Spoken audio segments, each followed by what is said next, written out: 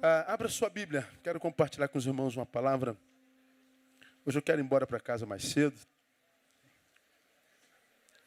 Estou pensando em levar minha esposa para jantar hoje. Aleluia. Aí, se você é esposa, fala assim: marido, segue o teu pastor, segue. Aproveita, irmã, aproveita. Vai na onda do teu pastor, marido. Fala com ele aí. Vai na onda do teu pastor. Então, abra a tua Bíblia em 1 Reis, capítulo 11.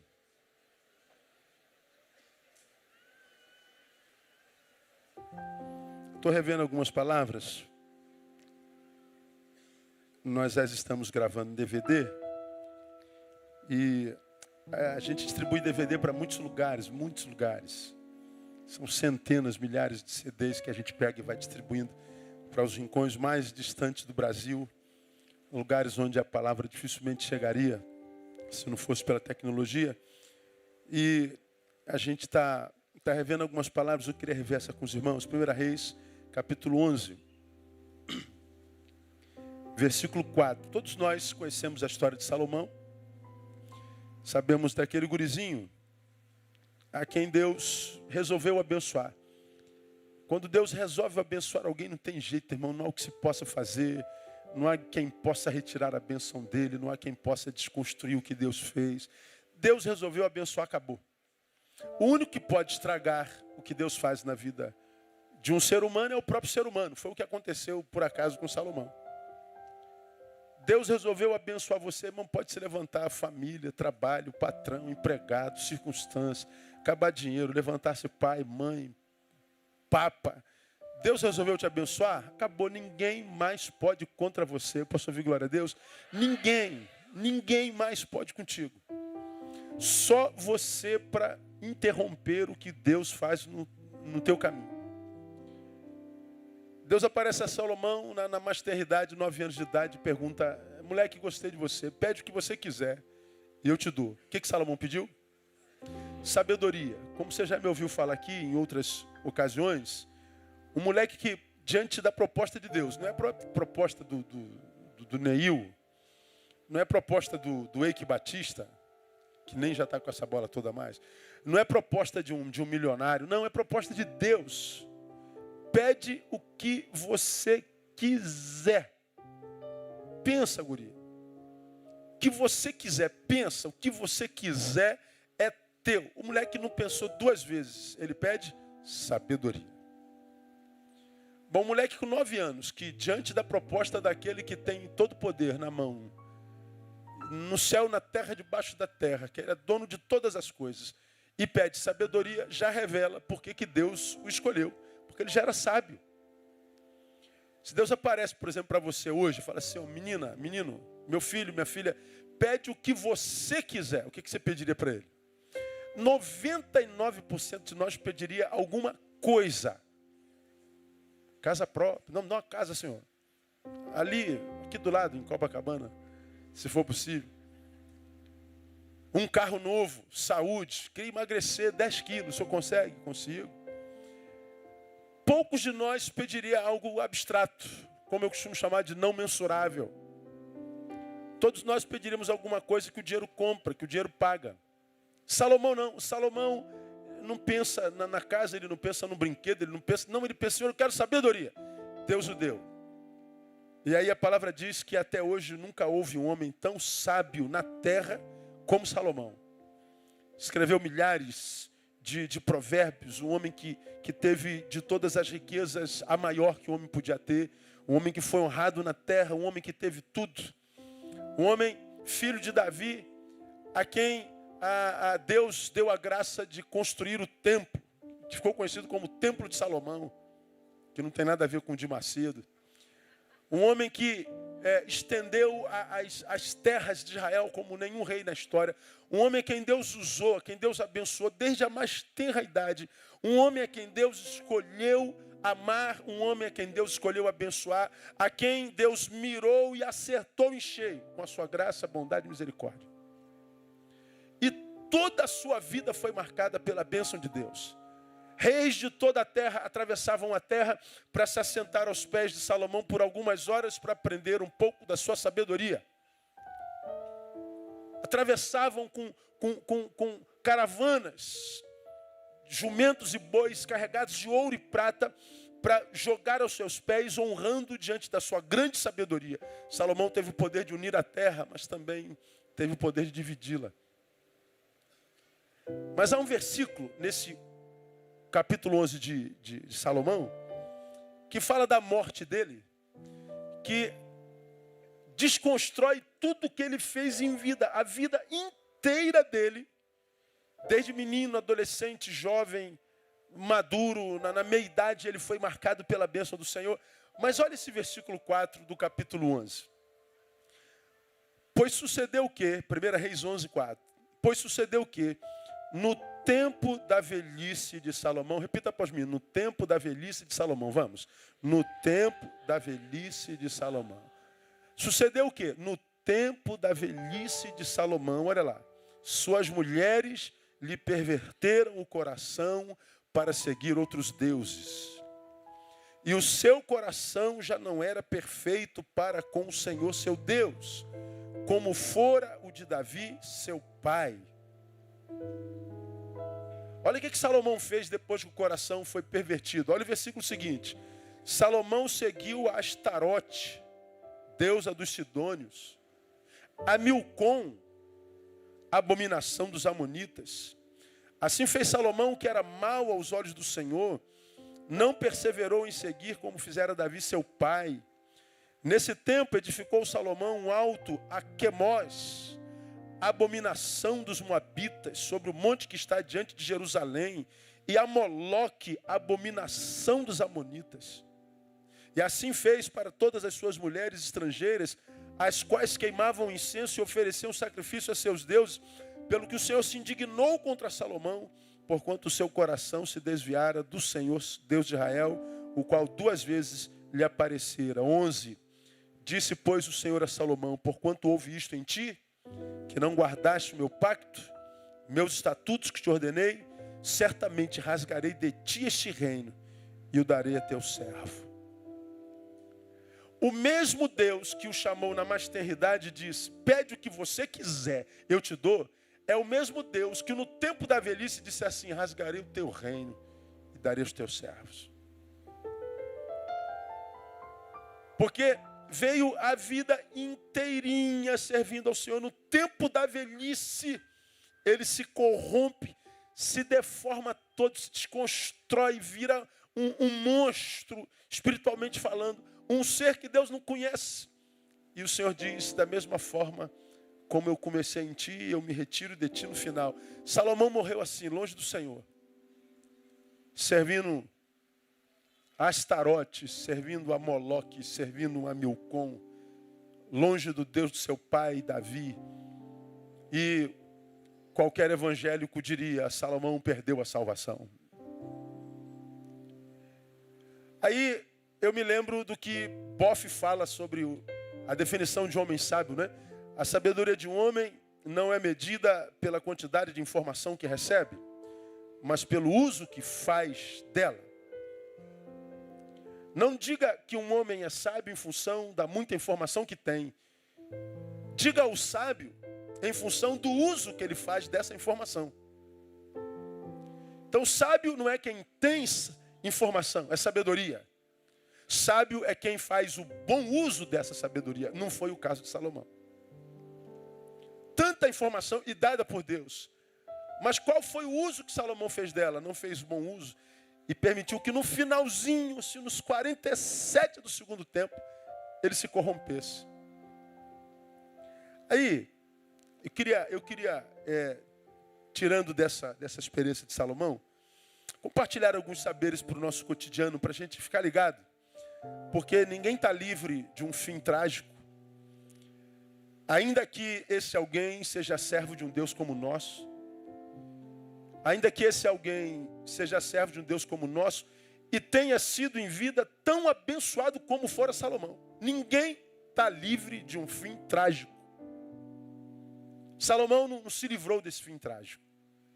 Então, 3 considerações sobre esse versículo 4. Primeiro, as muitas informações não são capazes em si mesmas de nos livrar da queda.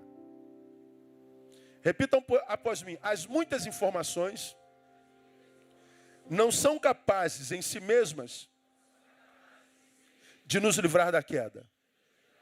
Foi o caso de Salomão.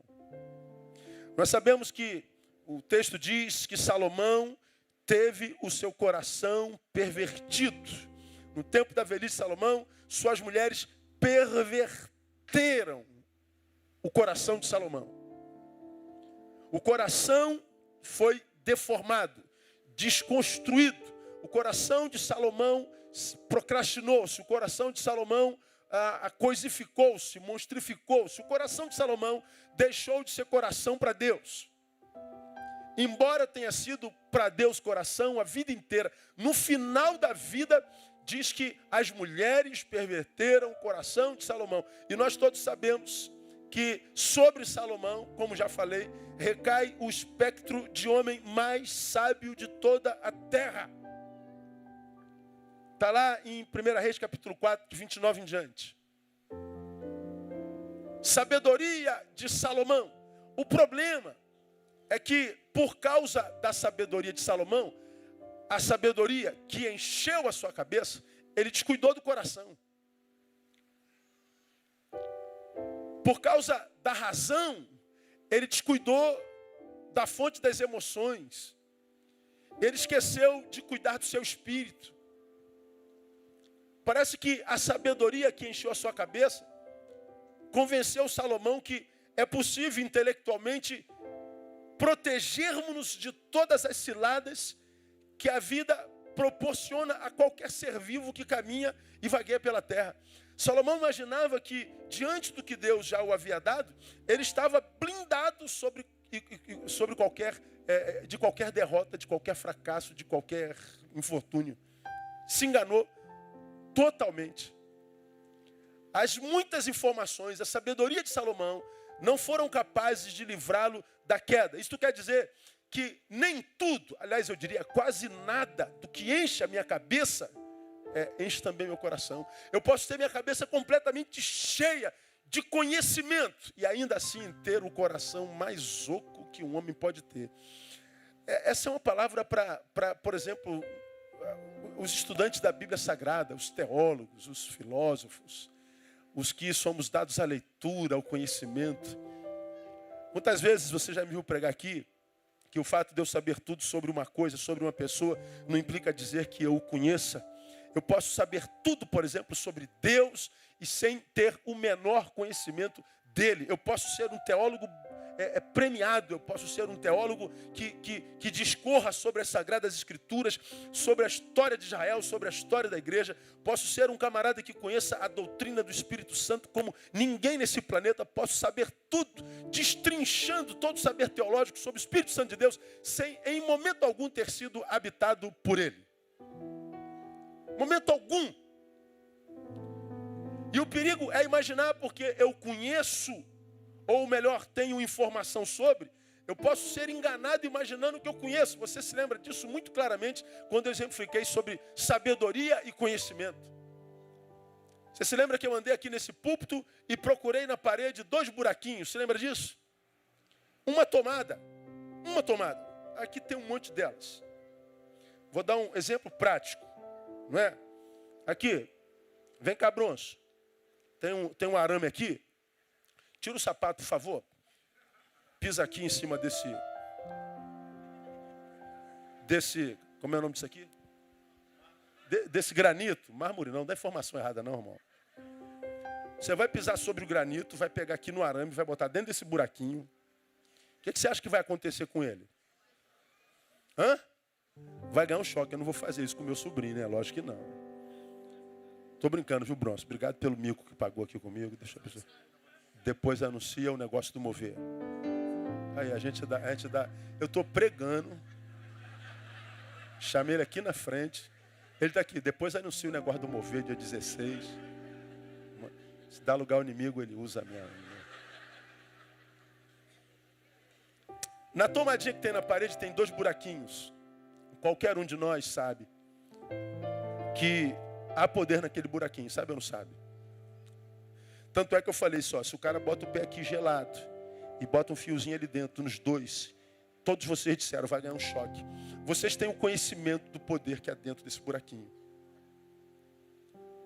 É por isso que quando nossos filhos começam a engatinhar e começam a desbravar a casa, eles saem do espaço do berço e vão para o chão e o mundo deles se amplia. Então ele vai explorar um novo mundo, a sala, o quarto, a cozinha. E ele percebe que no quarto, na altura da vista dele de 4, de gateando, tem 2 buraquinhos que ele vê que é do tamanhozinho do dedinho dele. E ele diz, só pode ser para botar lá. Ele não tem informação, você tem. Quando você o vê com os 2 dedinhos botando no buraquinho, você sai igual um maluco de não! O moleque se assusta aqui, meu pai não está sozinho, não é possível. O que está acontecendo com meu pai? Não bota aí porque faz dodói. Que dodói? Como é que 2 buraquinhos tão bonitinhos, do tamanho do meu dedinho, pode fazer dodói? É porque você tem a informação. Você sabe o que tem dentro daquele buraquinho. Ele não. Não adianta você dizer para ele não botar o dedinho no buraquinho, porque ele vai ficar mais curioso ainda quando você distrair. Vai ele lá e coloca a mão no buraquinho. Quando ele coloca a mão no buraquinho, ganha num choque. Pergunto, ele vai botar a mão no buraquinho de novo? Nunca mais. Porque antes ele tinha uma informação, mas ele não tinha experiência, ele não tinha conhecimento. Papai disse, não coloca a mão nesse buraquinho, há poder nesse buraquinho. Mas ele, embora de posse da informação, não tinha experiência, não tinha conhecimento. Ele só buscou e alcançou conhecimento quando tocou no buraquinho. Uma vez que tocou no buraquinho, pode-se tirar a informação do papai, porque ninguém mais precisa informar de novo que há poder naquele buraco, porque ele sentiu, ele ganhou o choque. Uma coisa é eu fazer um curso de engenharia eletrônica, elétrica, saber tudo sobre energia elétrica, saber tudo sobre fios, sobre energia, sobre voltagem. A outra coisa é eu ganhar um choque na lata. Quando eu faço uma universidade, quando eu faço uma pós-graduação, quando eu faço um mestrado, doutorado sobre energia elétrica, sem ter ganho um choque, quando eu falo da energia para alguém que nunca ganhou choque, eu posso duvidar de todas as informações que você ganhou esses anos todos na faculdade. Mas se eu ganhar um único choque, ninguém tira de mim isso. Mas essa é a diferença entre a sabedoria e o conhecimento. O sábio, ele tem a informação. A informação, ela enche a cabeça, clarifica a essa vida, traz muitas respostas. Mas junto com as muitas respostas, traz também muitas outras perguntas. O sábio nunca terá sossego. Porque quanto mais perguntas, mais respostas ele adquire, mais perguntas ele tem para fazer. E essas perguntas, seguidas de respostas e mais perguntas, nunca trarão equilíbrio ao coração, ao peito, nunca trabalharão subjetividades. É preciso conhecimento. Salomão imaginou que as suas muitas informações eram uma blindagem para que ele então pudesse estar sossegado, para que ele pudesse ter uma vida equilibrada para o resto da vida. Mas infelizmente diz o texto que no tempo da sua velhice, ele estava a 1 minuto do fim da vida, ele estava de posse da vitória, mas no finalzinho ele botou tudo a perder, tudo. Bom, para hoje, o que eu digo? Eu tenho me impressionado como o mau uso da muita informação tem feito mal a tantos pretensos sábios. Eu fico impressionado como tantos jovens que, debaixo da graça de Deus, conseguiram chegar, por exemplo, à universidade. E na universidade as informações que começam a receber, começam a desconstruir o homem espiritual que foi gerado dentro dele pela palavra. É impressionante como o ser humano contemporâneo, o pós-moderno, à medida que vai enchendo a cabeça de letras de informação, vai, ato contínuo, esvaziando o coração.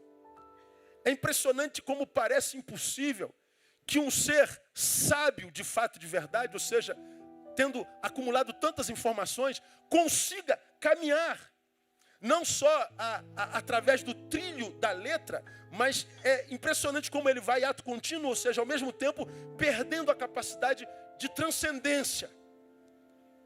Como ele vai sepultando o metafísico nele, o sobrenatural, o transcendental. Parece que o saber e a espiritualidade são coisas antagônicas. Parece que foi para Salomão e não é. Foi Deus quem deu tais informações para ele.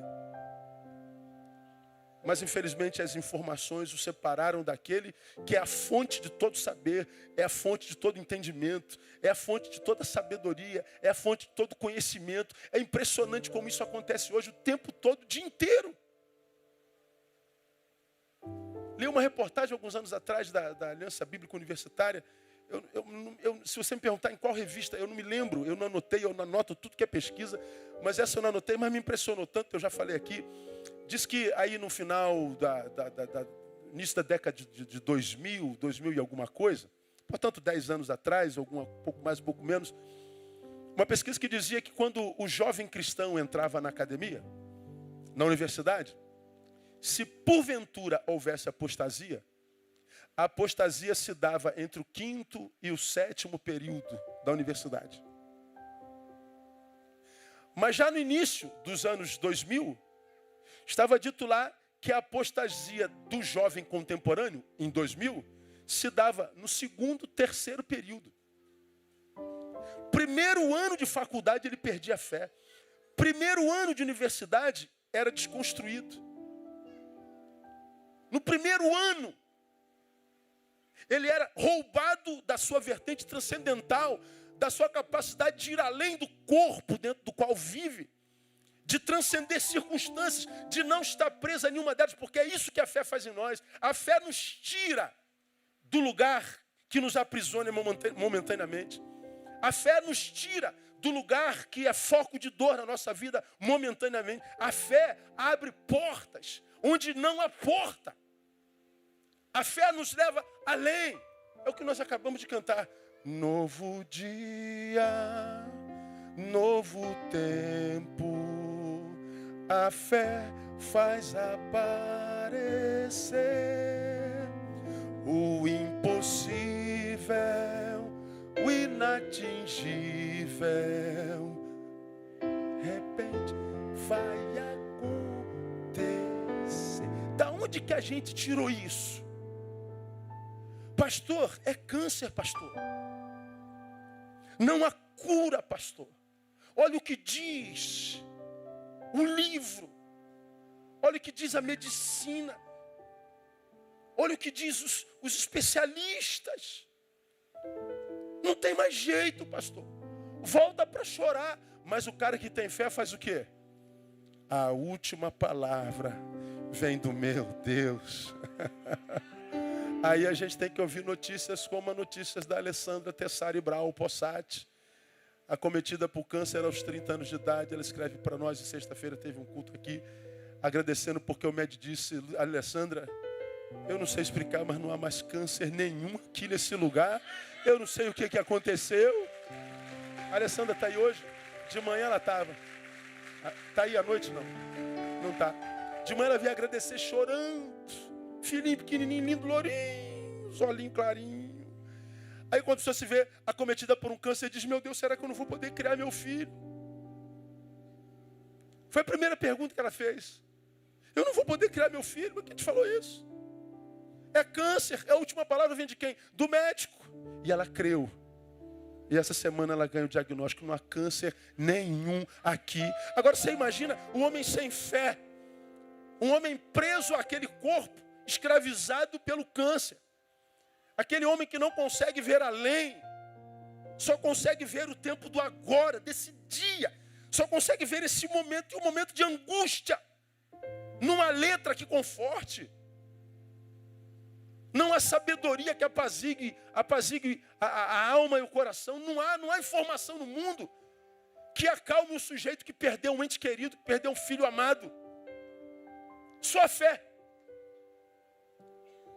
O homem de letra diz: meu Deus, isso é fuga. Não, não é fuga não. Isso é a capacidade de ir além do lugar onde se está plantado e aprisionado diante da impossibilidade. Pois é, a letra não faz isso. Salomão imaginou que a letra poderia livrá-lo, inclusive da influência das mulheres perversas com as quais se relacionou. Salomão imaginou que estava livre da influência de Astarote, de Milcom, de outros deuses que a Bíblia chama de abominação ao Senhor, livre de Moloque, não. Deuses que nem deuses são, muito menores do que o Deus que o abençoou, conseguiram sequestrá-lo das mãos de Deus. O seu saber não foi bem utilizado. Então ele foi um ignorante muito bem informado. Um ser muito bem informado, mas marcado pela ignorância. Não soube valorizar as outras vertentes e instâncias da sua vida, porque nós não somos só cérebro, nós não somos só razão. Me lembro de Karl Kraus. Kraus, conhecido como Kaká, ele disse: refreia as tuas paixões, mas toma cuidado para não dar rédeas soltas à tua razão. Refreie tuas paixões. Suas paixões irracionais podem te levar para buracos dos quais você talvez nunca consiga sair. E a gente sabe como, apaixonado, nós somos capazes de fazer loucuras, muitas vezes irreparáveis. Então Kraus tem razão, todo mundo sabe disso. Cuidado com as tuas paixões, mas também ele diz: mas não dê rédeas curtas ou livres a tua razão, porque a razão mata a emoção. A razão rouba a transcendência. A razão limita o homem ao pedaço de corpo e carne que ele é. A razão o torna frio. Salomão imaginou que as muitas informações seriam capazes em si mesma de livrá-lo da queda. Me lembro também de Blaise Pascal. Olha o que Pascal disse: a razão, por mais que grite, não pode negar que a imaginação estabeleceu no homem uma segunda natureza. Eu gosto dessa palavra. A razão, por mais que grite, não existe transcendência, não existe uma outra natureza espiritual, não existe nada além dessa carne, além desse mundo que nós vivemos. Não há como provar isso, não há como testificar isso, autentificar isso. Mas aí vem Pascal e diz assim: a minha imaginação diz o contrário. Vou chamar a imaginação de fé. Você está aqui, novo dia, novo tempo, a fé faz aparecer. E a gente canta essa música, a gente vê tanta gente chorando, porque a gente está falando de novo dia. E aí ele canta chorando, pensando no novo dia. Talvez esse dia não esteja sendo bom. Talvez esse dia esteja sendo um dia de choro, de angústia, de adversidade, um dia não sonhado. Talvez você esteja vivendo um momento histórico indesejado. Quem sabe você foi humilhado, injustiçado. Você está colhendo hoje o que não plantou e você não está entendendo o que está rolando, o que está acontecendo. Mas aí a fé produz o que Pascal chama de imaginação. E você está aqui nesse dia de humilhação, de posse da promessa que diz: olha, no lugar da tua vergonha, eu vou te dar dupla honra. E você está aqui nesse dia humilhado, mas a tua imaginação, fé, te leva lá no dia da dupla honra. E por causa do dia que não existe senão pela fé na tua imaginação, você suporta esse dia em vitória. E os teus inimigos ficam: meu Deus, como pode suportar um negócio desse? Então me ajuda, catuca esse irmão que está do seu lado e diz assim: ó, Deus tem algo bom para você. Não desista por causa do dia mal de hoje. Está ruim hoje, irmão? Usa a tua fé. Usa a tua imaginação. Vai lá para aquele dia, o dia da tua vitória. Eu recebi aqui alguns pedidos de oração. Está aqui uma delas, é a tia Siné, dizendo assim: André, pede oração pelo filho do Nísio, filho do marido dela. Ele está com câncer no pulmão. E está com pneumonia na parte do pulmão que não foi tirada. O pulmão canceroso foi tirado. Ficou outro e esse outro está com pneumonia grave. Quando a irmã Siné pede oração pelo afilhado, o que ela está dizendo? Bom, a medicina está dizendo: olha, o estado dele é muito grave. Mas por que a gente pede oração? Porque a gente sabe que o que é grave e impossível para a medicina, a fé pode reverter. E ela já pede oração porque ela crê. Porque já vê o afilhado lá na frente curadinho, dando glória ao Senhor no nome de Jesus. É isso que a ciência não pode entender. Salomão descuidou dessa vertente da sua vida, da transcendental, da espiritual. Ele se prendeu à carne e aquilo que enchia o cérebro, mas que não podia descer ao seu coração. por isso ele fracassou. Meu irmão, escuta o que o teu velho pastor diz. Estude, mas estude tudo que você puder. Hoje de manhã eu atendi alguém que me pediu ajuda, conselho, horário, porque ele é de outro segmento da igreja evangélica e passou a me ouvir e ouviu o pessoal da missão na íntegra, a mente dele expandiu. Então, como diz Einstein, né, depois que a mente expande, ela nunca mais volta ao estágio original, não é? A mente expandiu, ele ouviu uma nova versão do evangelho, se identificou com ela. E ele que não estudou a infância inteira, porque ensinaram a ele que a letra mata, disseram que a letra que matava era da Estácio de Sá. A letra que matava era da Simons, da Castelo Branco, da Escola de Missão Integral da nossa igreja. A letra que mata é essa letra do professor, da faculdade. E ele, o que ele fez? Ele não estudou.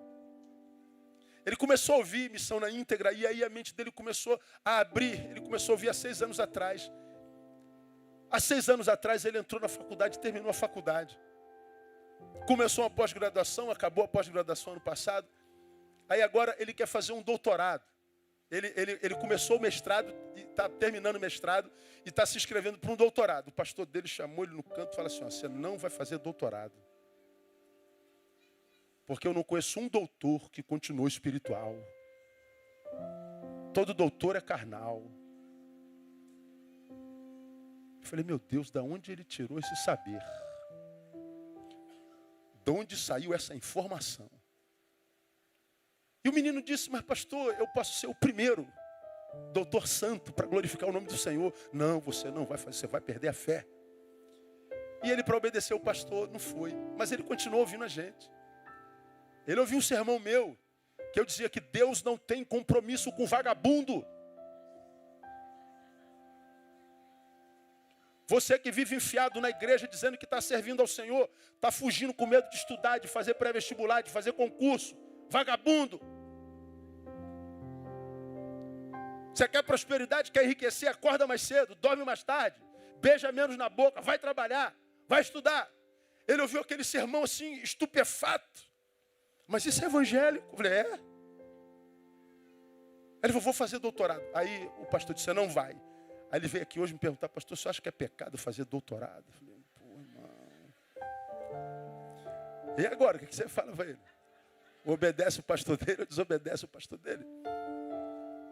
Eu falei, irmão, aqui na igreja tem um monte de pecador.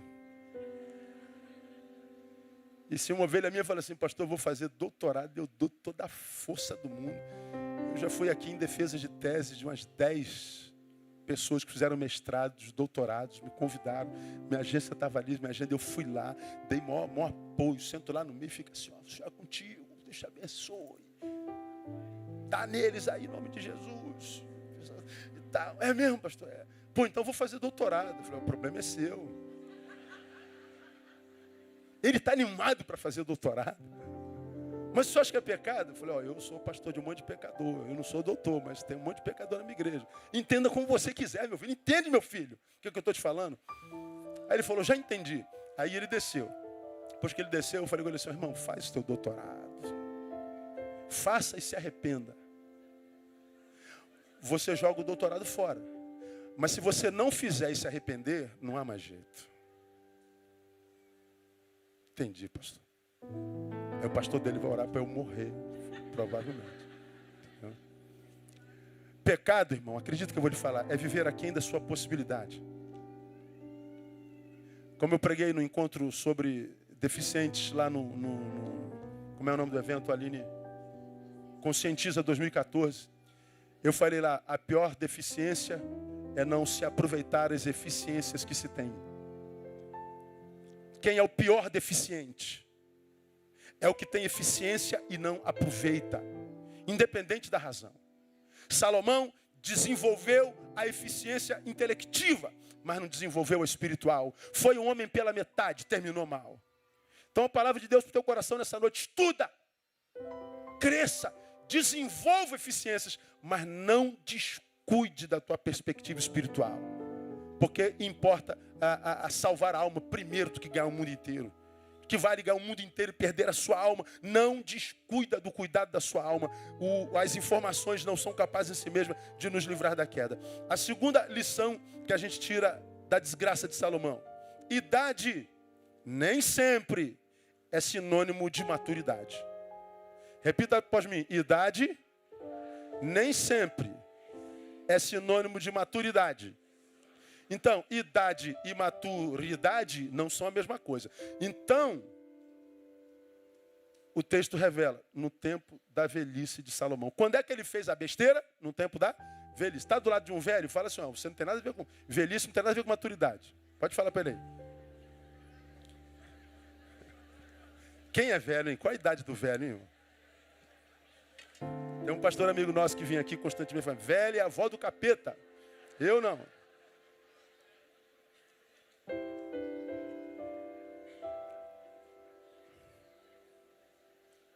Idade nem sempre é sinônimo de maturidade. O texto diz que Salomão se perdeu na velhice. Velhos também erram.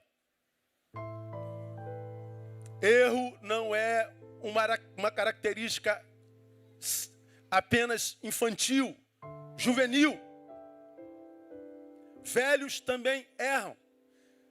Quando eu construí essa palavra, eu pensei, quantas vezes nós pais julgamos que os nossos filhos estão sempre errados. Sempre eles que estão errados. Bom, o texto está dizendo que eu sou mais velho que ele, mas eu posso estar errado. Quantas vezes nós adultos achamos que é sempre, ou são sempre os adolescentes que estão errados? Pode ser que não sejam eles. Quantas vezes nós não temos argumento com os mais novos, dizemos, eu sou mais velho que você. Você pode estar dizendo, eu sou mais burro que você há mais tempo.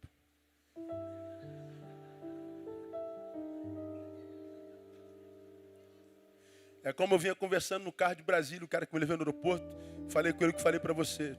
Pastor, que conselho o senhor daria a um jovem como eu, que estou começando o ministério agora? Pô, ele me pegou assim de surpresa, né? Que conselho eu dou para um jovem que está começando agora? Eu falei assim, lute para que você seja você até o fim da sua vida. Lutar para que eu seja eu? É. Por quê? Porque no caminho nós nos relacionamos tanto, nós somos o resultado dos nossos encontros. E nós carregamos pedaços de tanta gente leva pedaço nosso, que chega um tempo na vida, se a gente descuida, a gente nem sabe mais quem é.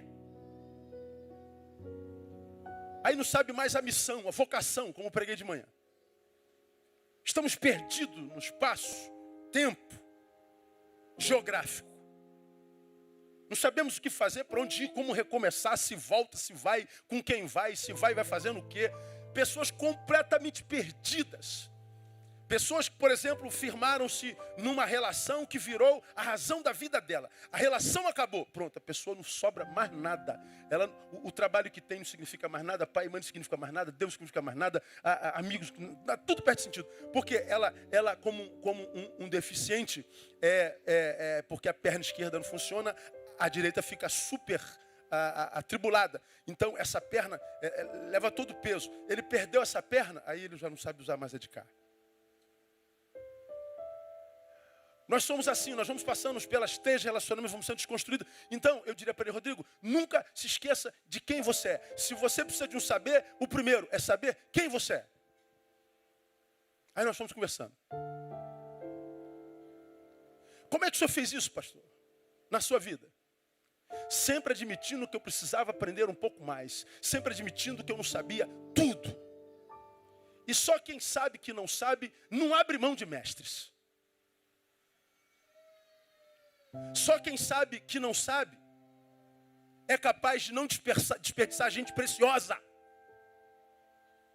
Só quem sabe que não sabe, sabe que pode perder tudo, menos alguém que pode enriquecê-lo. Só quem sabe que não sabe, em hipótese alguma, abre mão de pessoas fontes. Porque sabendo que não sabe, sabe que como todo mundo e qualquer um vai passar por desertos. E se eu abro mão de fontes, pode ser que no deserto eu sucumba. Então nunca abra mão de pessoas fontes, de gente que contribua para a tua existência, para a tua evolução. Não se afaste de lugares fontes, porque eles são cada vez mais raros. Nunca diga que saiba tudo. Aí eu brinquei, falei para ele assim, nunca se esqueça que você é um idiota. E que é isso, pastor? Ó, se ofendeu? Ele não entendeu o que eu quis dizer. E você se lembra do que eu já falei aqui? Eu antigamente achava que sabia muito. Eu era idiota. Porque eu não sabia, que sabia muito pouco em função da demanda, que eu não conhecia a história, não conhecia pessoas, não conhecia a dimensão do ministério. Saí do seminário achando, né? Saí da teologia, fui para a filosofia, aí fiz um monte de pós-graduações, e eu falei, agora eu sei tudo, cheio de letra na cabeça.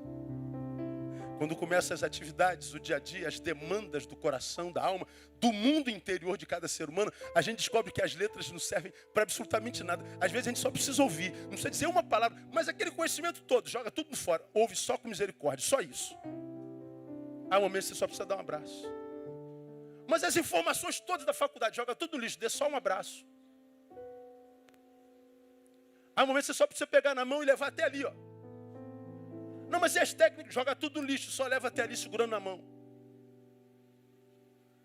Há momentos que você só precisa dizer, eu estou orando por você.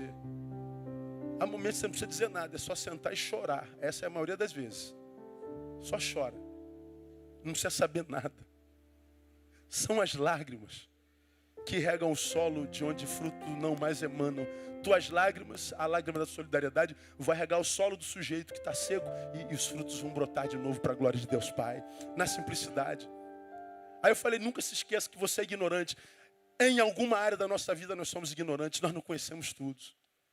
E hoje, pastor, depois de 25 anos de quarto de ministério, eu continuo ignorante. Qual a diferença do senhor para ontem? Ontem eu era ignorante e não sabia. E hoje sou ignorante e sei. Sou ignorante que evoluí. Mas continuo ignorando muitas coisas. E só quem ignora pode conhecer. O que acontece conosco, os velhos convertidos? Nós achamos que sabemos tudo. E vamos cometendo erros como o de Salomão. Eu posso envelhecer sem amadurecer. Agora pensa e veja se não é verdade o que eu vou lhe dizer. Não é triste você vê um homem, uma mulher envelhecendo, mas a despeito do seu envelhecimento, ele carrega um adolescente dentro dele ainda? Você conhece a pessoa desde garoto. Quando ele tinha 15 anos, ele tinha mentalidade de 15. Agora ele tem 30. E a mentalidade? De 15. Já casou, descasou, sentiu dor. Agora está com 33. E a mentalidade? De 15. Exibicionismo, ostentação, quer ser desejado, babado, provocar inveja, ciúme, as mesmas. E é muito triste ver um adolescente ou um velho carregando um adolescente dentro que não cresce nunca. É muito frustrante para quem chega perto, né? Às vezes você vê, tá aqui, é namorado por alguém, você senta aqui na frente, é namorado por uma menina lá da frente, ou uma menina lá da frente é namorada por um menino daqui, ou vice-versa. E você vai se aproximando, né? Você está aqui sentado, ela está lá atrás. Aí no outro domingo ela senta mais aqui no meio, você senta nessa fileira de cá. Aí no outro domingo ela senta mais para cá e tu senta mais para cá. Aí no quarto domingo vocês estão sentados juntos. Linda, lindo. Depois, acabou o culto, sai para comer uma esfirra na cantina. Ó, que beleza. Aí quando vai comer esfirra na cantina, quando um abre a boca para falar, aí já revela o que habita o ser. Aí você fala assim, meu Deus. O pastor Romário tem razão. Você calado é um poeta. Estava tudo bem até abrir a bendita da boca. Aí tu vê que não tem nada. Não sai nada dali. Não contribui. Não enriquece. É uma frustração achar numa velha uma bebê. Num homem, um moleque. Foi o caso de Salomão.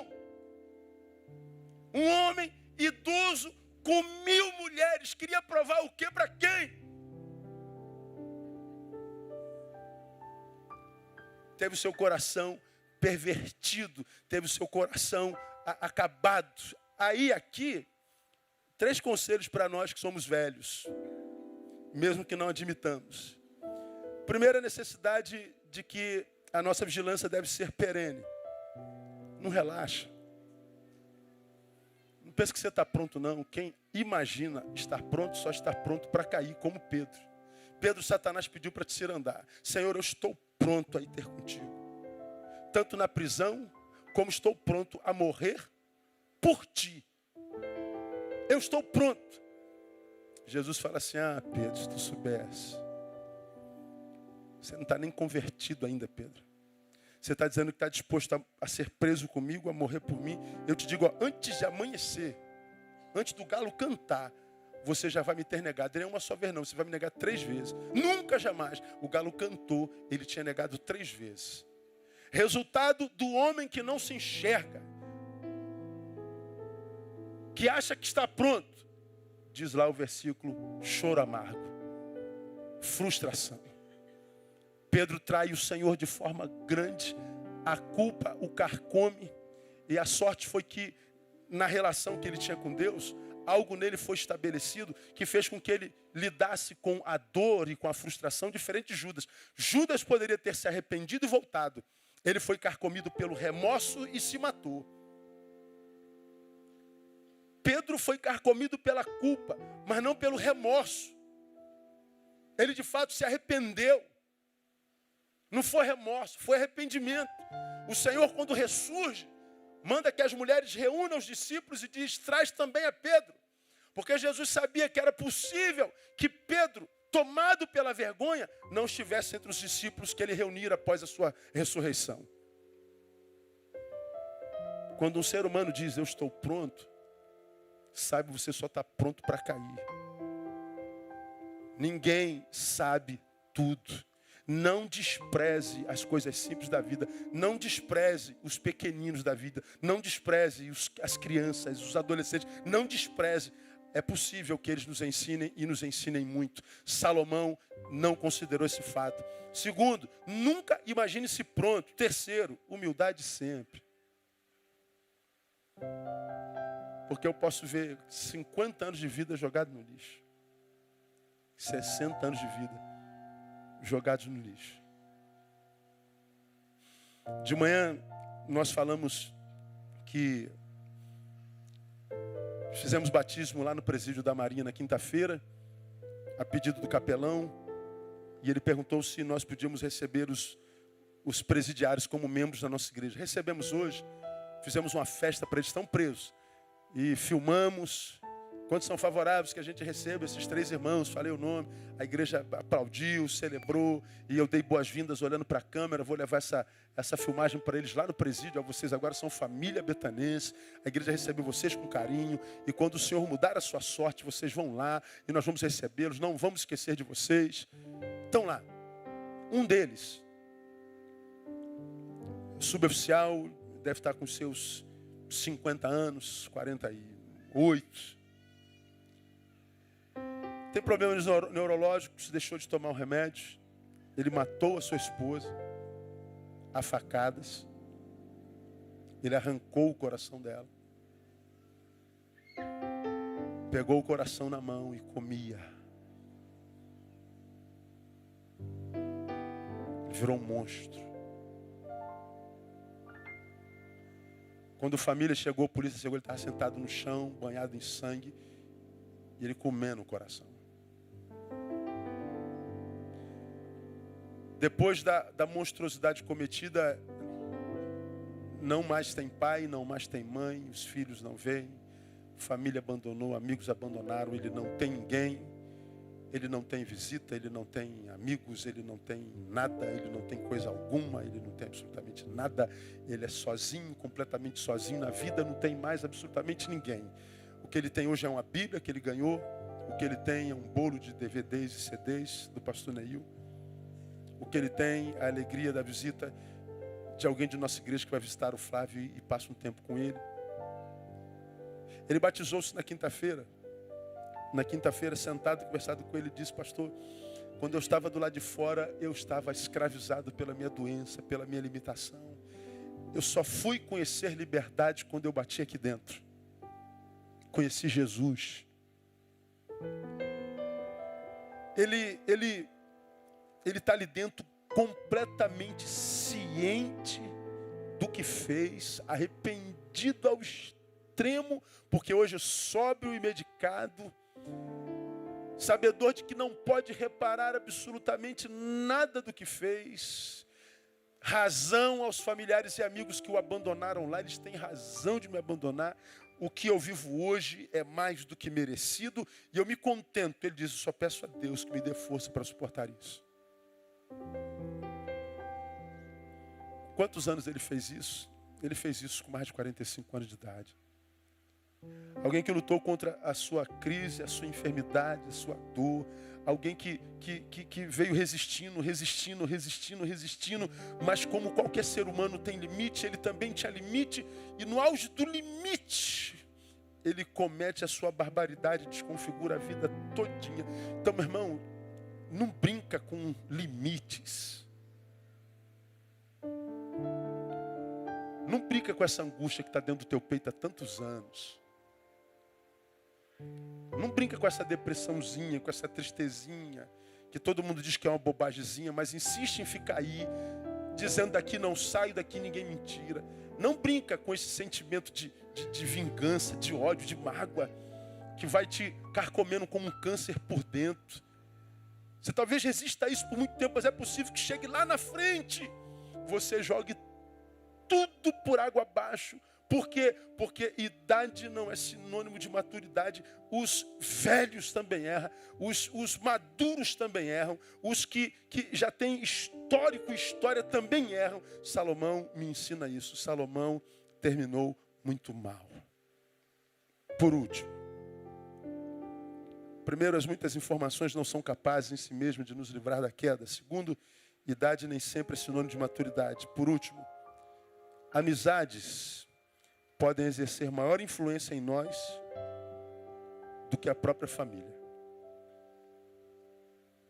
Salomão era filho de quem mesmo? De Davi. Davi era quem mesmo para Deus? O homem?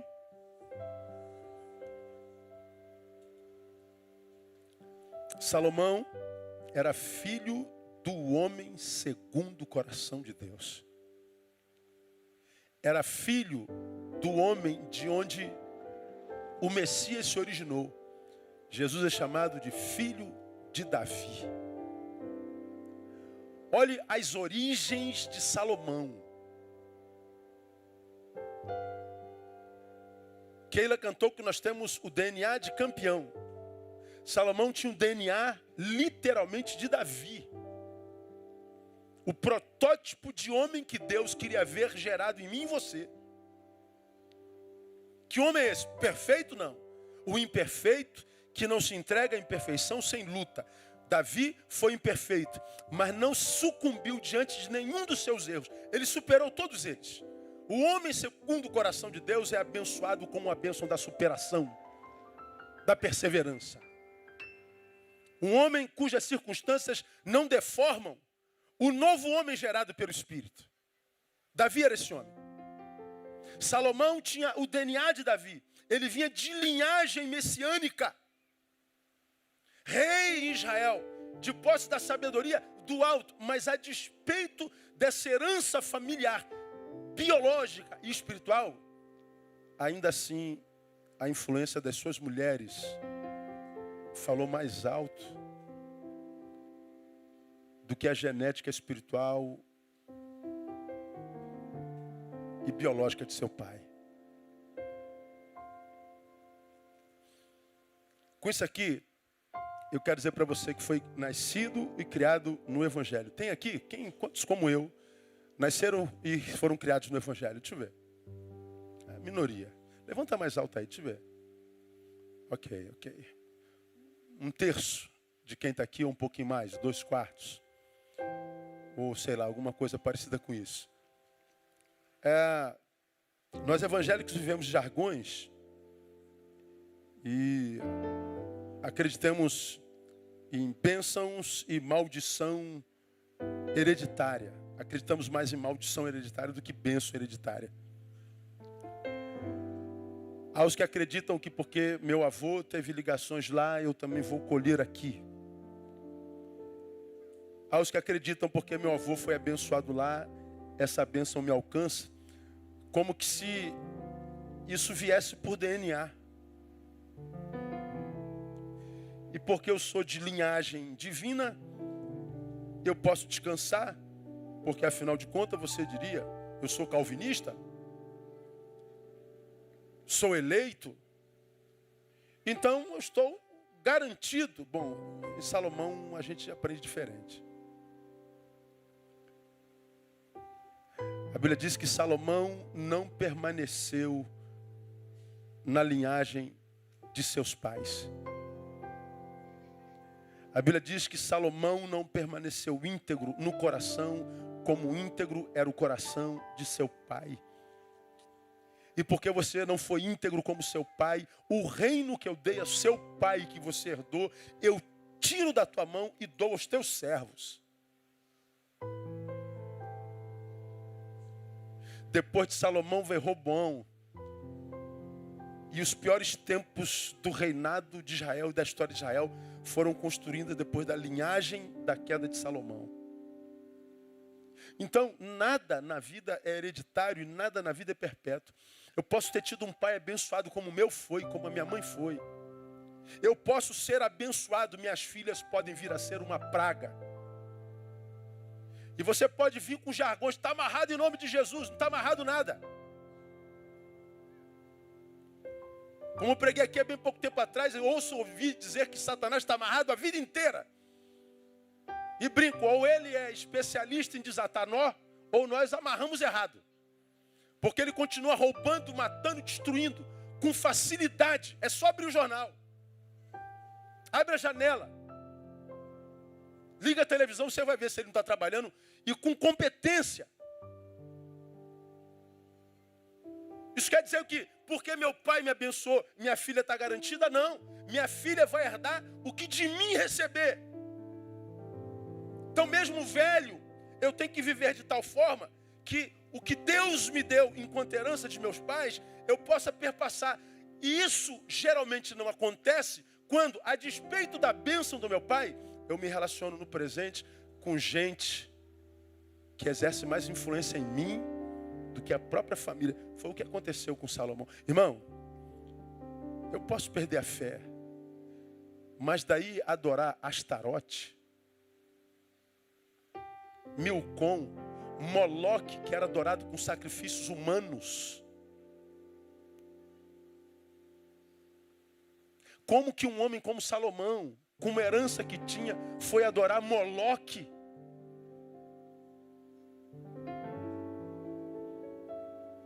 Astarote. Seres que a Bíblia chamava de abominação. Como que Salomão foi tão deformado, desconstruído? Como que ele se monstrificou dessa forma? Ora, não foi uma ação direta de uma espiritualidade divina. Foram as suas mulheres, as suas relações imediatas. Com isso aqui, me autorizo a perguntar a você em nome de Jesus, com quem você anda?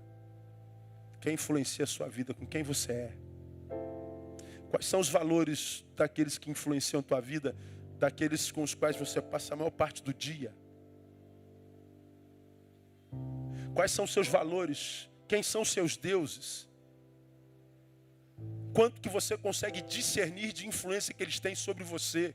Quanto do seu comportamento é a reprodução do comportamento deles? Faça uma análise própria e você vai ver. Você que está aqui, não está bem, está infeliz, está sendo desconstruído. Você que não entende porque você já está sentindo saudade de quem foi lá atrás, quando você tinha fome de Deus, quando você tinha fome da palavra, como você tinha prazer na comunhão dos santos, quando adorar era a razão da tua vida, quando a palavra que você ouvia apetecia o teu coração. Bom, esse não existe mais dentro de você. Você é um frequentador que, como muitos, às vezes, nem senta no templo, nem entra, nunca consegue ficar um culto inteiro, não consegue, a comichão dentro. Aonde que você foi desconstruído? Por que que você perdeu seus apetites, sua fome espiritual? Por que a deformação que sequer muitas vezes a gente consegue admitir? Ora, como que ela acontece? Não acontece da noite para o dia. Ela acontece nas teias da nossa relação. Nós somos resultado dos nossos relacionamentos. Eu olho para Salomão e digo, meu Deus, esse cara foi filho de Davi. Eu recebi um e-mail, aí uma menina me fez um monte de perguntas. Ela é advogada. No finalzinho ela me fez um elogio e falou da admiração que a palavra gera na vida dela, que eu sou a maior fonte da vida dela. E ela falou assim, pastor, me permita dizer com todo respeito, eu tenho uma santa inveja das suas filhas. Queria ter o privilégio de um dia sentar à sala, do lado de uma pessoa como o senhor, de poder sentir o calor da sua casa, da sua família. E ela já tinha falado da relação dela com o pai dela, sabe? Ela estava fazendo uma projeção. Eu sinto uma santa inveja das suas filhas. Por que santa inveja? Por causa da admiração pelo pai das minhas filhas. A despeito dessa admiração que ela tem, eu sei que esse pai que ela gostaria de ter, dependendo dos relacionamentos que eu venha a ter, eu posso roubar de minhas filhas o direito à herança de Deus. E essa é uma questão que me incomoda de fato, de verdade. Como eu já ministrei aqui, a gente pode perder o que Deus nos dá em 3 gerações. A geração que saiu do Egito morreu no deserto. A geração que nasceu no deserto entrou em Canaã. E a geração que entrou em Canaã não conhecia Deus, se corrompeu.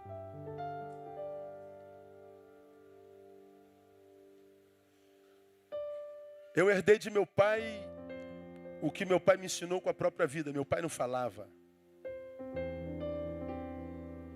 Meu pai vivia. Seus exemplos formaram meu caráter. Minhas filhas estão aí, cada um com a sua característica. Mas a minha pergunta é, meus netos conhecerão a Deus?